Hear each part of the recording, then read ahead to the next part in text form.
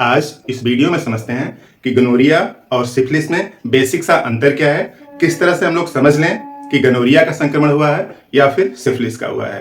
खास बात, दोनों बैक्टीरियल डिजीज हैं, एक सिमिलरिटी है और दोनों सेक्सुअली ट्रांसमिटेड, यानी एक पार्टनर से दूसरे पार्टनर में फैलती हैं, खास तौर से उनमें जिनके मल्टीपल सेक्स पार्टनर होते हैं। मल्टीपल सेक्स पार्टनर की वजह से बीमारी प्रोपेगेट करती जाती है, फैलती जाती है। और अगर सिफिलिस या गोनोरिया का संक्रमण हो जाता है तो काफी दुखदायी स्थिति होती है।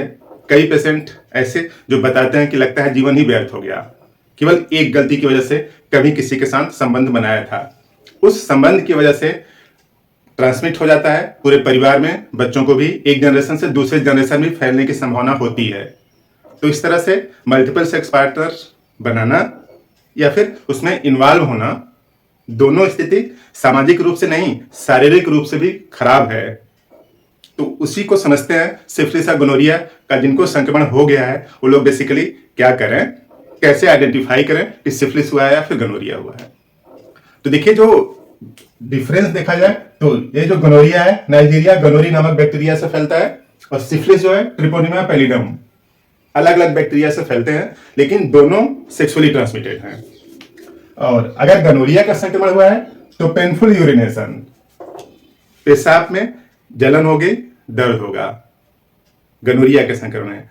और थोड़ी सी स्थिति कुछ दिन बाद डिस्चार्ज भी आने लगेगा, पस लाइक डिस्चार्ज, जिसमें स्मेल सी भी होगी। तो painful urination and discharge from urethra, पेशाब की नली जहां से पेशाब निकलती है वहां से कुछ डिस्चार्ज होगा, पेशाब में जलन और दर्द, अगर ऐसा हो रहा है तो गोनोरिया है। और पेनलेस सोर एट इन्फेक्शन साइट, जो सेक्स इंटरनल ऑर्गन है वहां पे अगर छोटे छोटे दाने जैसे बन गए, बॉयल जैसे बन गए, सोर जैसे बन गए, कट हो गया, रेडनेस आ गई इन्फेक्शन साइट पर, पेनिस भी हो सकता है, वेजाइना भी हो सकता है, इन्फेक्शन साइट। और खास बात क्या है कि उसमें दर्द नहीं होगा। पेनलेस होना खास फीचर है सिफिलिस का।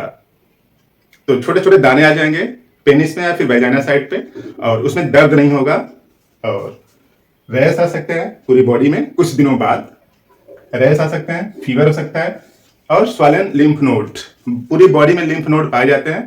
तो जहां पे पास में होगा, यानी जो ग्रोइंग रीजन है, जो कमर से नीचे वाला पोर्शन है, इस साइड में क्या हो सकता है, लिम्फ में स्वेलिंग आ सकती है। ये डिपेंड करता है कि कितना दिन पहले हुआ, उसकी इंटेंसिटी क्या है, एज फैक्टर क्या है, कई उस पर डिपेंड करता है। लेकिन कॉमन सिम्टम्स यही आते हैं कि पेनलेस, यानी छोटे छोटे दाने निकलेंगे, वो पूरा एरिया रेड रहेगा लेकिन उसमें दर्द नहीं होगा। और rash, fever, swollen lymph node, ये सब कुछ दिन बाद डेवलप हो जाएंगे। इस तरह से बेसिक सा डिफरेंस है गोनोरिया और सिफिलिस में। गोनोरिया में पेशाब में जलन दर्द होगा और उसके साथ साथ डिस्चार्ज भी पस लाइक डिस्चार्ज आएगा यूरेथ्रा से। और यहाँ पे क्या है कि छोटे छोटे दाने हैं, यानी सिफिलिस में छोटे छोटे दाने, उसमें दर्द नहीं होता और रैश, फीवर और लिम्फ नोड में स्वेलिंग, ये सब कुछ दिन बाद दिखेंगे। इस तरह से क्लियर कट डिफरेंस है, बिना टेस्ट के भी आप पहचान सकते हैं कि सिफिलिस का संक्रमण हुआ है या फिर गोनोरिया का। और एपिडिडाइमिस एंड टेस्टिस पेन, जो मेल में जो टेस्टिस के ऊपर एक छोटी सी एरिया होती है, एपिडिडाइमिस बोलते हैं उसको, उसमें दर्द होगा और टेस्टिस में भी दर्द हो सकता है। ऊपर से देखिए इस तरह से, यहाँ पे कार्ड ऊपर से आ रहा है इस तरह से, फिर यहाँ पे टेस्टिस है, यहाँ पे इस तरह से एपिडिडाइमिस है, यहाँ भी उसी तरीके से इस तरह से, यहाँ पे इस एरिया में यहाँ पे दर्द होगा या फिर पूरे टेस्टिस में दर्द हो सकता है मेल में। फीमेल में क्या होगा कि पेल्विक इन्फ्लेमेटरी डिजीज होगी, पीआईडी, यानी यूट्रस में दर्द हो सकता है, ओवरी में दर्द हो सकता है। तो पेल्विक इन्फ्लेमेटरी डिजीज फीमेल में, मेल में टेस्टिस में पेन होगा, एक कुछ दिनों बाद आएगा इस तरह से। और पीआईडी इन फीमेल। और इधर क्या है, न्यूरोलॉजिकल और कार्डियोवास्कुलर डैमेज। अगर सिफिलिस का संक्रमण हुआ तो जो नर्व से रिलेटेड डिसऑर्डर आएंगे, नर्व डैमेज होगी और उसके बाद कुछ दिनों बाद जो कार्डियोवास्कुलर सिस्टम है, यानी जो हार्ट है, आर्टरी है, वेन्स है, उन सब में दिक्कत आएगी। तो इस तरह से सेकेंडरी सिम्टम्स बाद में डेवलप होंगे। इस तरह से सिफिलिस और गोनोरिया को बिना टेस्ट के भी आप समझ सकते हैं कि सिफिलिस का संक्रमण हुआ या फिर गोनोरिया का। अगर आप टेस्ट करवाना चाहते हैं तो गोनोरिया के लिए न्यूक्लिक एसिड एम्प्लीफिकेशन टेस्ट होता है, न्यूक्लिक एसिड एम्प्लीफिकेशन टेस्ट, और सिफिलिस के लिए बीडीआरएल। तो इससे बैक्टीरिया डिटेक्ट कर लिया जाता है कि सिफिलिस का है, तो बीडीआरएल से पता चलेगा। और यहाँ पे NNAT nucleic acid amplification test, ये है गनोरिया के लिए।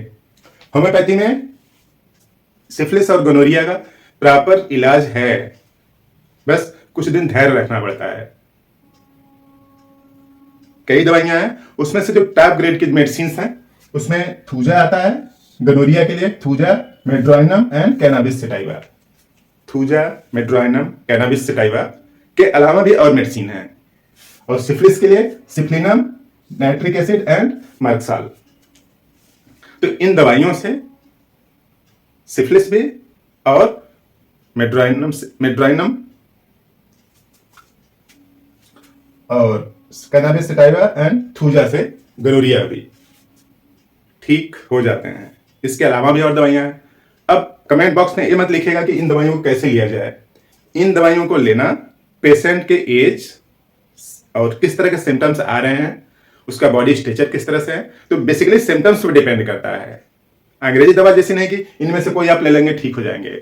इसलिए यहाँ पे बताया नहीं गया है कि दवा को कैसे लेना है।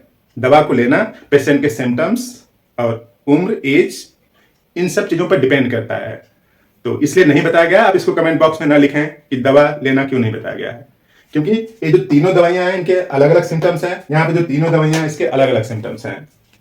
अगर आप कुछ समझ रखते हैं तो इन सब के लिए अलग अलग वीडियो भी हैं। थूजा के लिए भी है, नाइट्रिक एसिड के लिए भी है, सिफ्लिनम के लिए भी है। तो सबके अलग अलग वीडियो हैं, सबके साइन सिम्टम्स अलग अलग हैं। इंडिविजुअलाइजेशन के बेसिस पर दवा दी जाएगी। इस तरह से काम की बात, बेसिक इंफॉर्मेशन आपने समझा, बात पसंद आई, वीडियो को लाइक कर दें, चैनल पर सब्सक्राइब कर लें, शेयर भी कर दें।